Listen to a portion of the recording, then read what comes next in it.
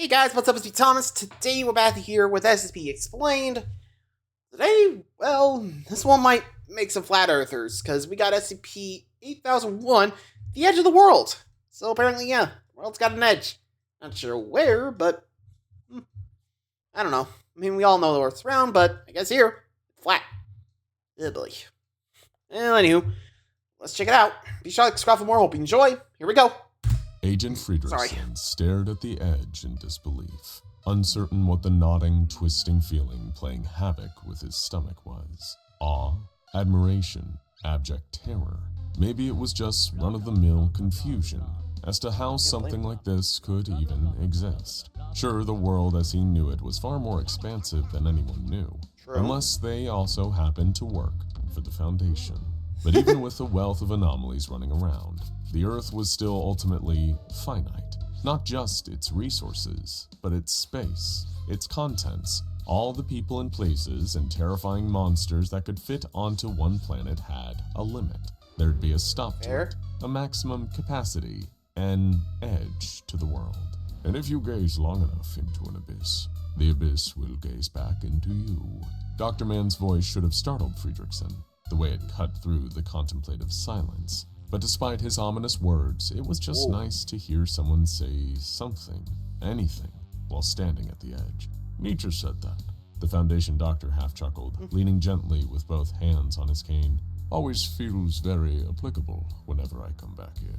Since 1944, Dr. Ivan Mann had been on more expeditions to the edge than anyone else at the SCP Foundation. 28 years had passed since then. This was his 9th trip. It would also be his last. You get a funny feeling, don't you? The doctor asked, not waiting for the agent to respond. In a way, it was like he wasn't even talking to Friedrichsen. When you look down at it, like you just want to jump, to fall even. If it's just to see if there's anything down there. The call of the void, some people have taken to naming that sensation, comes from a different place depending on who you ask. I once read a theory that it's an evolutionary trait, passed down from our primate ancestors. Supposedly, it's meant to be our minds predicting if we'll be able to jump for the nearest tree branch. Or it could be a trick of the mind, awareness of being high up, making extra sure where we step so we don't fall. That in turn makes us think we wanted to. Who knows, eh? Who knows indeed. Agent Friedrichsen didn't have an answer. He just kept staring down at the sheer drop, seeing the waters of the Pacific receding into an endless nothing space. It made the agent feel uneasy, sick, as if his very body was rejecting the idea that he was stood at the precipice of where the world just stopped. There was something else too, another feeling buried beneath the twists and knots of his guts. This was a sad place. The idea that the world would keep on turning and keep having more and more to see, but that there was nothing beyond this place. No more, an end to everything, just the void and its call. The SCP Foundation. Yeah, I can't blame him. I'd be a little worried too if I just suddenly found the edge of the frickin' world. I mean, who wouldn't? But still, yeah, that'd be a scary thought when you look down there, you know? Anyway. Foundation's research into the phenomenon, now designated as SCP-8001, began when a series of documents were transferred between the Foundation and the Horizon Initiative, a group of interest with a penchant for gathering anomalous artifacts and objects. Led by representatives from the 3 major Abrahamic religions, Judaism, Christianity, and Islam, the initiative's goal is to utilize the relics they uncovered to become closer to God and reshape the world in accordance with their combined principles. The Horizon Initiative maintains an amiable relationship with the SCP Foundation, which was what allowed for the transfer of sensitive documents between the 2 organizations, leading to the discovery of SCP-8001. But before we deep dive into, or rather off the edge of the flat Earth, I have a question for you. Is something interfering with your happiness or preventing you from achieving your goals? Regardless if you have a clinical mental health issue like depression or anxiety, or if you're just a human who lives in this world who is going through a hard time, therapy can give you tools to approach your life in a very different way. And that's why I'm excited to tell you about today's sponsor, BetterHelp. And we already know that one, so I'm just gonna go ahead and skip past that. I mean, we already know what's going on with that, so I'm not even gonna grace it, you know? Let's move on.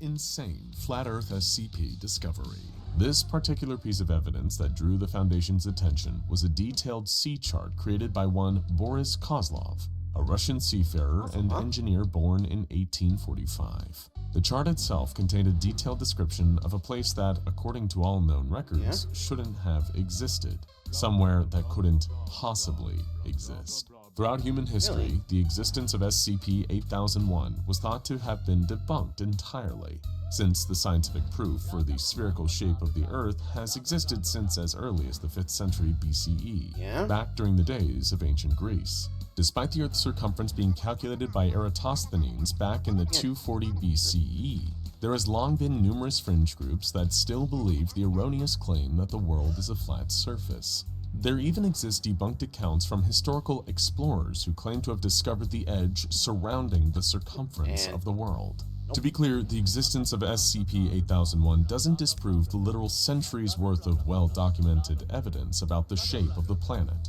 The Earth is, by all scientifically verifiable methods, not flat. So, how can it have an edge? Well, that's precisely the question that the Foundation's own researchers have been seeking to answer since as early as 1942. After learning about SCP-8001 from Boris Kozlov's chart, the Foundation was uncharacteristically unenthusiastic to explore the location for themselves, given that the True. I mean, it does pretty much slap in the face of, like, Earth's shape for thousands of years in this case, Can't blame them. I wouldn't be wanting to debunk that either. Anyway. Location was presumed to not only be remote, but logically couldn't possibly exist. No expeditions would be made to reach SCP-8001 until March of 1942. A vessel belonging to the Foundation was sailing between Panama and Auckland, New Zealand, when it inadvertently entered the waters surrounding SCP-8001. Reports from the ship itself described a lighthouse, its beams shining from an area where there should have been no land, just miles of open ocean. The following year, further exploration revealed no sign of any landmass in the area where the initial sighting had taken place. That was until Boris Kozlov's chart was rediscovered. It had been left in Foundation storage at Site 19 and widely forgotten about. Now, using it as a rough guide to the area, the Foundation was able to conduct more thorough exploration. Before long, in October of 1943, they discovered what should, by all other accounts, something that did not exist: the Tower of Sunset. The numerous writings scattered throughout history from people who ventured unknowingly to SCP-8001 describe being lost at sea, adrift in stormy waters, only to abruptly find themselves discovering a calmer place in the midst of a tempest. An ancient Roman sailor in 45 CE, a Chinese writer from the 4th century CE, and a 13th century vessel from India are among those thought to have inadvertently made their way to SCP-8001. Those are just the misadventures that the Foundation knows about, and there could have well been other expeditions to the edge of the world that predate their own, that simply have no historical record of them. This is widely attributed to these trips out to SCP-8001 ending in shipwreck. In 1944, the SCP Foundation launched 2 individual voyages in order to reach SCP-8001 and verify the existence of any landmass in the area. One of these expeditions, involving Foundation crew aboard the vessel SCPS Rattlesnake, never made it. The last contact from the ship was able to reach a radio station in nearby French Polynesia, but shortly after the Rattlesnake's broadcast, it was never heard from again. The ship was believed to have capsized in a fatal storm before ever reaching SCP-8001. The second of these expeditions, led by Captain Errol Meyer of the SCPS Windswept, was able to navigate through a passageway that took the ship through the shoals near SCP-8001. The vessel was successfully moored at a small island, known as the Isle of Last Watch. Importantly, there is a distinction between this island and SCP-8001 itself. While the numerical designation of SCP-8001 is used to specifically describe the anomalous edge of the world, the surrounding area is referred to as the Isle of Last Watch. This island is now home to SCP Foundation Site-99, as well as the Tower of Sunset, the lighthouse that was seen from a distance by the initial Foundation vessel that passed through the surrounding waters. Venturing onto the Isle of Last Watch, Captain Meyer was accompanied by a Foundation researcher, Dr. Ivan Mann, head of the contingent of anomalous experts present for the successful 1944 expedition. During a thorough sweep of the island, the researchers quickly discovered SCP-8001. Since this discovery, the geological, geographical, and ontological origin of the Edge has remained unknown. The very existence of the Edge of the world is considered a logical impossibility, although the Foundation has verified the following to be true. SCP-8001 is not an extraplanar space, nor is it a pocket dimension. The research teams that have been stationed at Site-99 since the initial landing in 1944 have been able to communicate and transfer information digitally through the use of satellites in order to make phone calls. So, still on the Earth. Isle of Last Watch itself does verifiably exist and can be detected through the use of GPS. Rockets and flares have even been launched from the island, and these have remained visible to those close to SCP-8001's locality. The Edge itself has been described as a sheer drop, stretching from north to south, situated in the southern Pacific Ocean. Water from the Pacific has been observed flowing freely into a deep void that remains obscured from vision.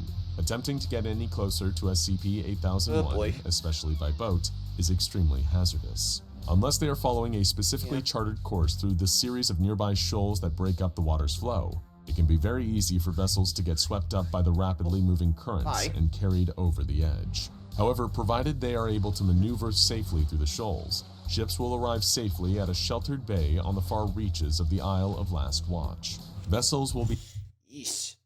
Okay, sounds like even the world wants this place to be hidden. So that's going on. Did someone just create that? Or what's going on here? Able to leave the island by following the same route in reverse in relative safety, provided they keep the correct passageway. Another factor that causes difficulty with venturing close to SCP-8001 is the substantial level of water vapor that the anomalous edge of the world creates, which leads to low visibility and obscures SCP-8001 from observation. While the Isle of Last Watch itself can be viewed from satellites or overhead cameras, including any launched from within the obscured area of SCP-8001 itself, any attempts to observe SCP-8001 closer by sea will inevitably lead to a shipwreck, and trying to do so by air will cause a craft to become lost or have their visibility impaired by the water vapor, likely leading to a crash. According to the Foundation's own containment protocols for SCP-8001, passage beyond SCP-8001 is not currently believed to be survivable. Individuals who pass over SCP-8001 are considered lost. Exploring the Isle of Last Watch, Dr. Mann and Captain Meyer disembarked from the SCPS Windswept onto the island's small bay, on the easternmost part of the landmass. The edge of the island itself consisted of a rocky outcrop rising out of the waters that led to SCP-8001. Cut into these rocks near the bay was a staircase, which the research contingent steadily began to ascend. The northern and central regions of the island mainly consist of flat wooded terrain, with a variety of different plant life growing there, including different types of trees, grasses, and brush not commonly found together. In fact, most were native to continents a considerable distance away from the Isle of Last Watch's location. To the south was a small rocky area that was home to a quiet graveyard. To the west, Captain Meyer observed a narrow outcrop of rock that reached out over the precipice of SCP-8001, with a wooden walkway protruding outward over this outcrop, which could be used to pass over the edge of SCP-8001 without risk of falling. The Tower of Sunset was situated within the flat wooded area in the northern part of the island. Upon closer observation, Dr. Mann and the other researchers were quickly able to determine that the stone structure had been built in multiple conflicting architectural styles. The exterior portions of the tower seemed to be ancient Roman, but throughout the rest of the structure were examples of other influences: 17th century Spain, 5th century China, Britain, the United States, and the Netherlands, with the tower itself being constructed of a mixture of Greek, Egyptian, Roman, and Mesoamerican styles. Dr. Mann surmised that this place had been built gradually, piecemeal, over the course of thousands of years, with every new arrival to the island bringing their own influences as they expanded the structure. The lighthouse itself functions as you would expect, warning vessels of the potential dangers of approaching SCP-8001. It is powered by an 18th century oil lamp and reflector, with an automatic relighting system that seems to, at some point, been upgraded using modern elements to keep the beacon lit and refilling its oil automatically, by timing when it would be running low. The main floor of the Tower of Sunset appears to be a library, containing a repository of texts that seem to have been gathered over several hundred years' worth of exploration. Each of the So, journals, does that logs, mean people were charts, still maps, and committing the diaries contained within the What tower discovery? are written in a wide variety of languages from across the world, including those that are no longer spoken. Thus far, the Foundation has uncovered texts in the following Interesting. languages: Latin, French, Greek, Farsi, English, German, Spanish, Farsi? Chinese, Russian, Korean, Urdu, Portuguese, Amharic, and even a number of writings in pictographic languages, including the Hautol and ancient Egyptian hieroglyphics. The oldest piece in the tower's library is a series of Egyptian tales that date back to as early as 2300 BCE. There exists only one modern electronic digital storage device, an early model of Sony-branded MP3 player. Thought to have been manufactured in 2003, this device is secured within a watertight case. However, it remains completely inoperable. It appears to have suffered irreversible water damage, leading to the working theory that it washed up on the shores of the Isle of Last Watch completely by chance. However, when Dr. Mann and Captain Meyer arrived on the island in 1944, they discovered that they weren't the sole inhabitants of the Isle of Last Watch. Beyond just those who have seemingly discovered the island prior to the Foundation, or who have been stranded or marooned there, Last Watch was home to a sentient metal construct, referred to as SCP-8001-A. This automaton, calling itself Ocheli, had seemingly been designed to maintain the lighthouse and its library, and claimed to possess the consciousness of a 16th century French explorer, one of the unfortunate people who had previously been marooned on the island. The construct was operated through a complex combination of clockwork, gears, pistons, and pulleys, which allowed it to move and speak in a way that mimicked human behavior. According to an interview conducted between Dr. Mann and SCP-8001-A, Ocheli had been watching the Tower of Sunset for multiple centuries. It explained that the name of the tower had been recorded in various writings stored in the library, and the Isle of Last Watch was a misinterpretation of the engraving on a headstone in the graveyard. It had been the resting place of a man named Jason of Iolcus, and read Tender of the Last Watch. Someone who had arrived to the island believed the headstone to be a nameplate for the island itself. For now, the SCP Foundation is still yet to understand how to gain access to SCP-8001. As for how the Edge of the World came to exist, why the Isle of Last Watch and the Tower of Sunset are located there, these are still questions researchers seek to answer. When Dr. Ivan Mann later returned to the island in 1948, he once again spoke with SCP-8001-A, who told him, "Maybe there is nothing beyond these falls, Ivan. Maybe this reality is the end of the story. There are so many who believe that to be true, but perhaps it is not back of the book. Perhaps this is just the turning of the page. Perhaps even here at the edge of the world, there are still stories left to be written." Now check out SCP-23. That could explain a few things, but I got nothing. I don't even know how to explain that. So, if it's turning of the page, huh? So what, does it lead to a different dimension? The heck? I don't know. Well, anyway, there you go. The Edge of the World. Interesting, but still confusing as heck. Well, till next time. Laters.